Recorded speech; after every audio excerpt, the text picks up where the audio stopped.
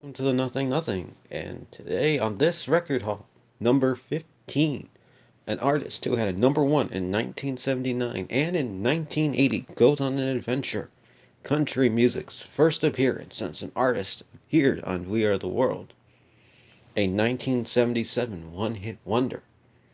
A Christmas classic, and a mystery promo and a album of a mystery. This and more coming up on Record Hall 15. I welcome you to Record Hall 15. Hard to believe I'm already here at this number already. To think I'd do that many already. I'll let you know, it's time to open the box. Hope you enjoyed that entrance, by the way. I wrote that up last night after I got these. We'll just start off right at the beginning here. And, well, originally this was in 1959, but this one's from 1966. It's the original version of Little Drummer Boy, a Christmas festival. But the Harry Simon crowd, this side note's a reissue, by the way. 20th Century Fox. Or 20th Century Records, excuse me.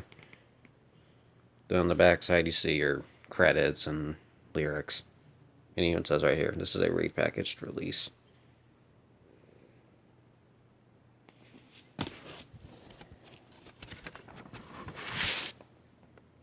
There's nothing on the sleeve, so it's going to show you the disc. This is actually my first 20th Century Fox record. So this is a bit of a new one to the collection. Label's a little funky. But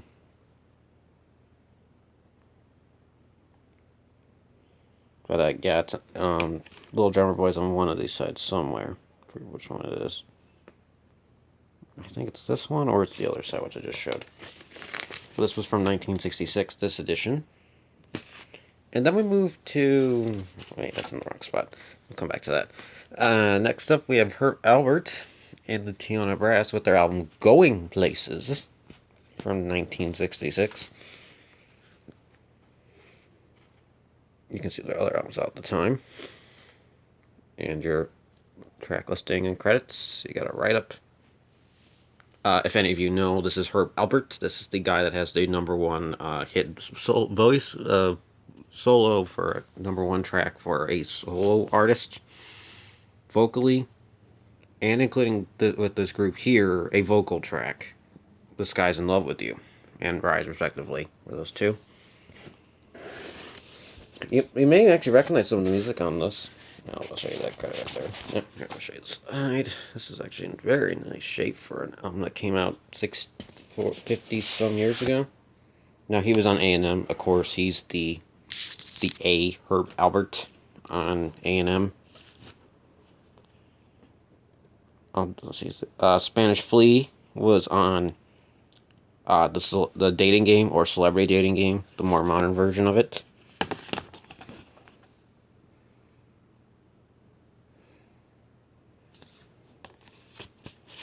Was 1966, and then we move to Simon and Garfunkel, Parsley, Sage, Rosemary and Thyme. This is actually not what's in here, but this is the album cover for Parsley, Sage, Rosemary and Thyme. But what actually happened is there's a mistake. If I pull out the disc here, this looks very nice, by the way. I'm just gonna say it's actually Simon and Garfunkel's Bridge Over Troubled Water, which came out in 1970. One of my favorites is actually, you just saw it on that side, was The Boxer. And if I flip it over so you can see that, then there's Bridge Over Troubled Water. So this is their last official album that they ever released until 1981, and you will be seeing that coming up in just a moment. I saw something on this paper sleeve. Let me check this real quick. Oh, that's just someone scribbled on it. Okay.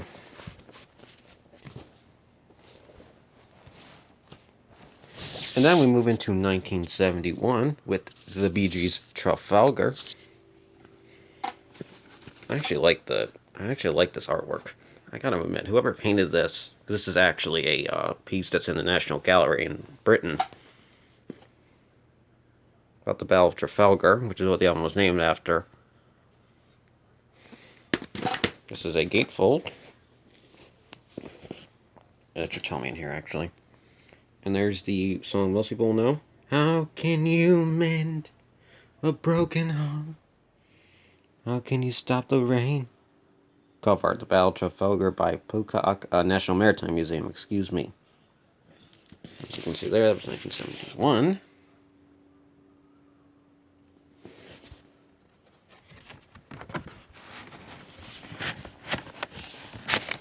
And we'll take a look at the paper sleeve, because it actually has promotional on it, so it'll be cool to look at.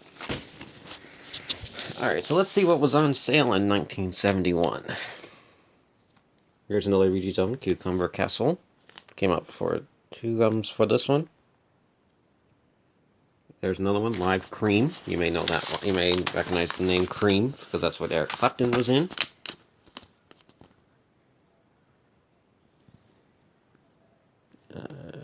That's Iron Butterfly there.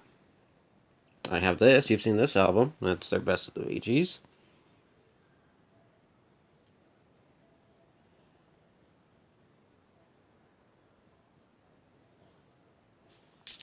Lulu actually has a connection to the Bee Gees. She was briefly married to Maurice Gibb of the Bee Gees, so it's interesting to mention that. They were on Echo at this time, as you saw from my previous albums of them. That's in the previous period before the disco success.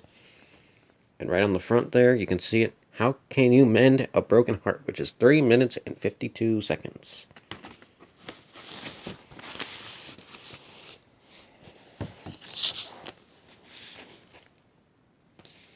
And then we also move into 1971, again, with Carole King Music, which actually came out before Tapestry. Okay.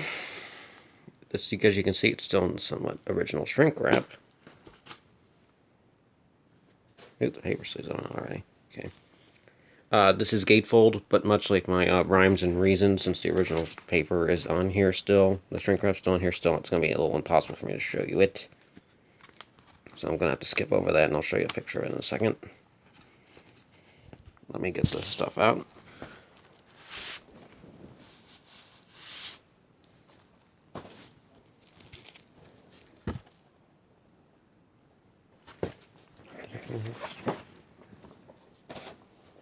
I'll just show you this first. It was on it, but this was from where it was sold. This was at Peaches, which was a store. You can see the glue's gone. It was on the front.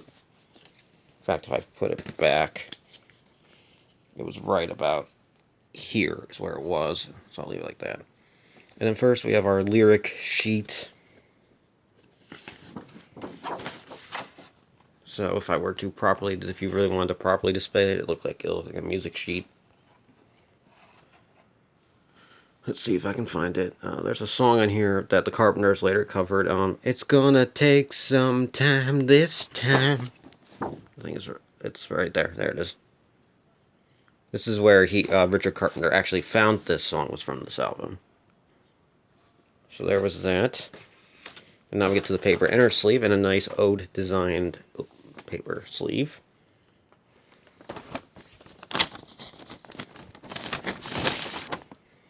And it looks much like my previous Carole King's.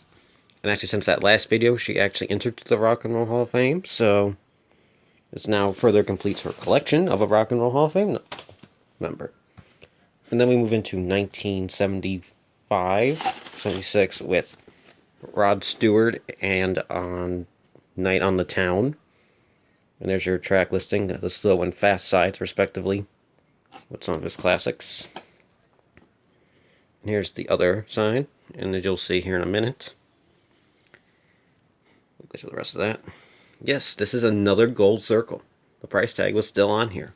That is amazing. So we've had Peaches and now Gold Circle. 2 old stores. And then of course he was on Warner Brothers. If you remember back from my first video with Blondes Have More Fun, or Do They? So this is the slow side. This is the one that has Tonight's the Night and so on. And this is the fast side.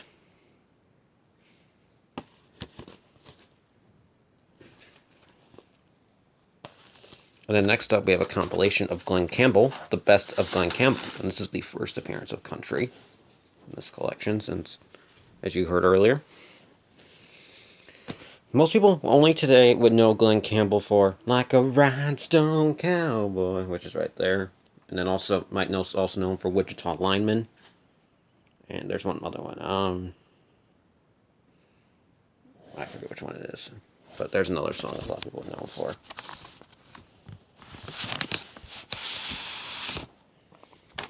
And interestingly, the paper sleeve here had an interview with him about all these songs on here.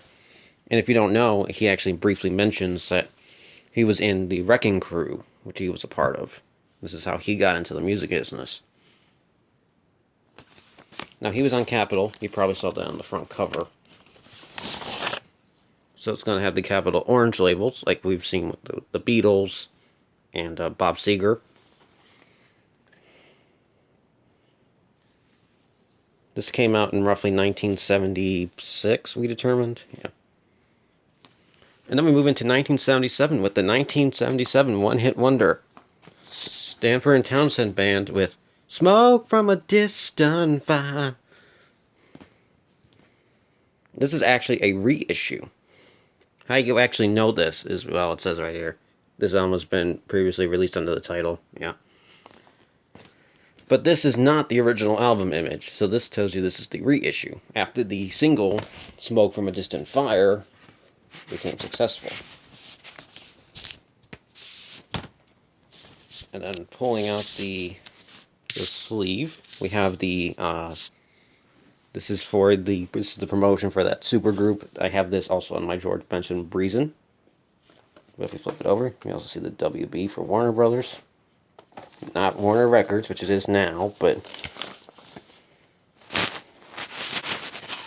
now as you've just seen from there, they are from on Warner Brothers, so this will go quick because we've just seen it with Rod Stewart.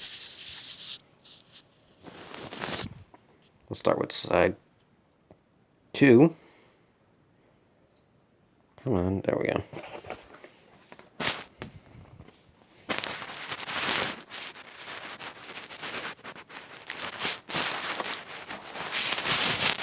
That was them. And now we move into 1979 with the Village People live in Sleazy. With the original hype sticker includes new hits Sleazy and Ready for the 80s. It also includes Macho Man, YMCA, and the Navy, which are live versions. That's why it's called Live and Sleazy. This is also a gatefold.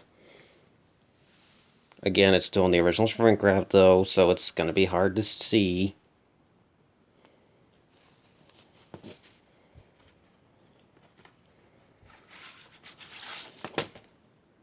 They were on Casablanca, of course. And there's 2 records, so I'll grab both here. Just show you the first one.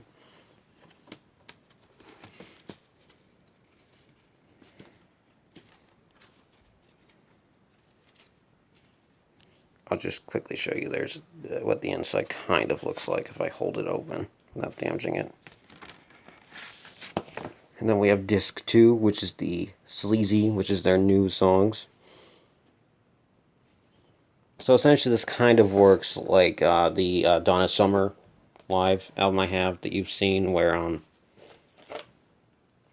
all the first 3 sides were the live concert, and then the suite was on the other side. And then we move into 1979 again with Elton John's worst selling album, Victim of Love. This is actually kind of the rarer ones to find, so I'm glad I found this one. The only song most people know of this album is Oh, Am I a Victim of Love? A Victim of Love. Oh, I might have these out of order. Yeah, whatever. I'll just continue. Okay. Now, of course, he was on MCA. This was during the big MCA deal years. Come on. Here's the inner paper sleeve. Oops. That was still in the paper sleeve. Here's your credits. And your track listing. All those on the back, too. Now, this is going to look like my Single Man and The Who. Who's Next? Not Who's Next, excuse me. Who Are You? Yes, he did cover Johnny Be Good. This is the only album he actually never played a single piano piece on, ever. Just vocals.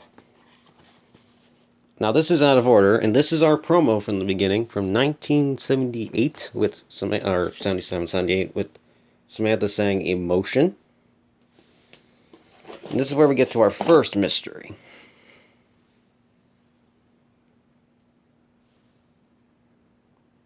There's an interesting... But something is missing here that would prove this is a promo. On the picture I've seen of it, there's supposed to be a, it's supposed to say promotional copy, do not distribute, whatever. Right there, under that. But yet... Okay, that's just a blank paper sleeve. It says right on there, promotional copy, not for sale. And it doesn't match the one I have, that I've seen on Discogs either. So it makes me wonder if I have a new, different promotional copy, or what. But, and of course, I'll mention this since it's private stock. If you see right between the P and the R there, they were based in New York during the 1970s, so you can see the Twin Towers, which were still standing at that date, and were only a couple years old at that point. And then we move into a sealed 1980 album, Rupert Holmes' Adventure. Contains, here's your hype sticker, Morning Man and Blackjack, which I believe were the singles. Now you can see this is sealed. Sorta. But, so this is essentially new. And I am going to open it. Not all the way, but I'll open it enough to check, because there's two variations. But I need to show you something real quick, just to show you what the label would look like. Potentially, it could look like this. Or like this. I'll have to determine which one it is after I check it, but yeah, we'll come back in a second. And then our second country artist's second appearance is Kenny Rogers with his greatest hits, includes The Gambler, Lucille. You probably recognize this if you are a record collector. This is the general, everyone has this Kenny Rogers album.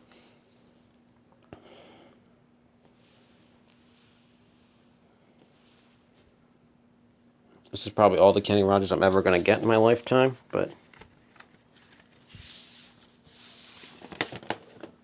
And then you have your credits, of course. Nice picture of him live, actually.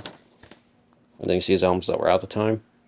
And actually, when I was there, this one right here, I saw it in the bin too. Didn't get it. I'm not that big of a Kenny Rogers fan. The hits are good enough for me. Here in the U.S., he was on Liberty. And this is actually an RCA Music Service copy. You can see that right there on the label. I'll show you on the other side as well. And then in 1981-82, the Simon and Garfunkel, and this is the second appearance of them, got back together again for the now famous Concert in Central Park, which was eventually released on an album. This is what this is here. It's that legendary concert. This is one of those must-own live albums. It was in the bin today, and I'm like, or yesterday, and I'll get it. No, it's down here. This is a Columbia House. And it's also Gatefold, because it's 2-disc. There's an image of the crowd from the gig. If you don't know, this is one of their most famous gigs ever.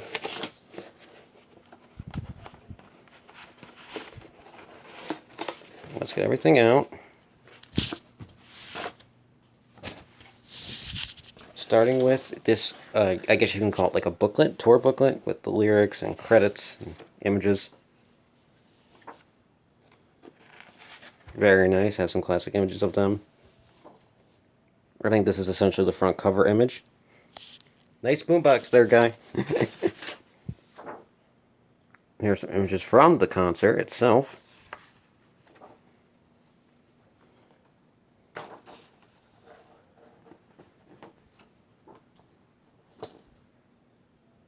And your credits for the photos, I'll show you that. It looks like the replaced paper sleeves.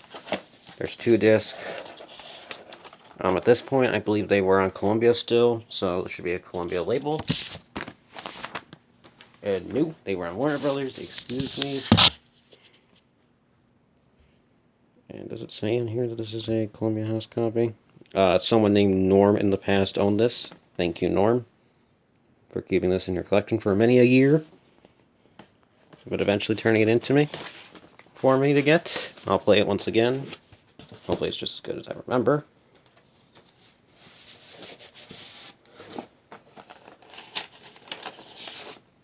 Put it here.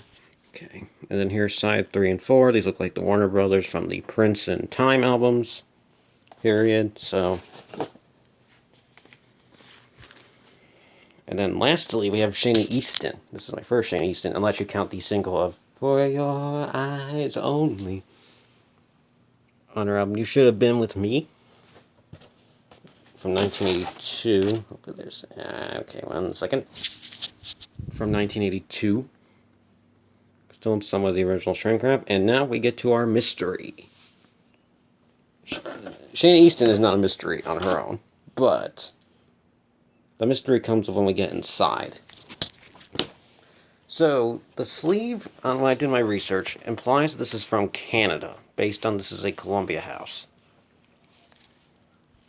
But, when you pull out this, it does not match the Columbia House label that was used in Canada. So this is more like the American copies.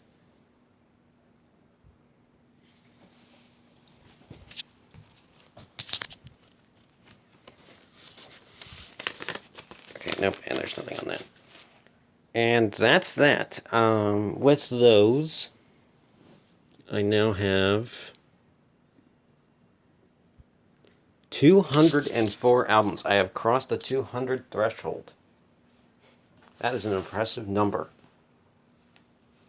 And with that, I thank you for watching, and I hope you enjoyed.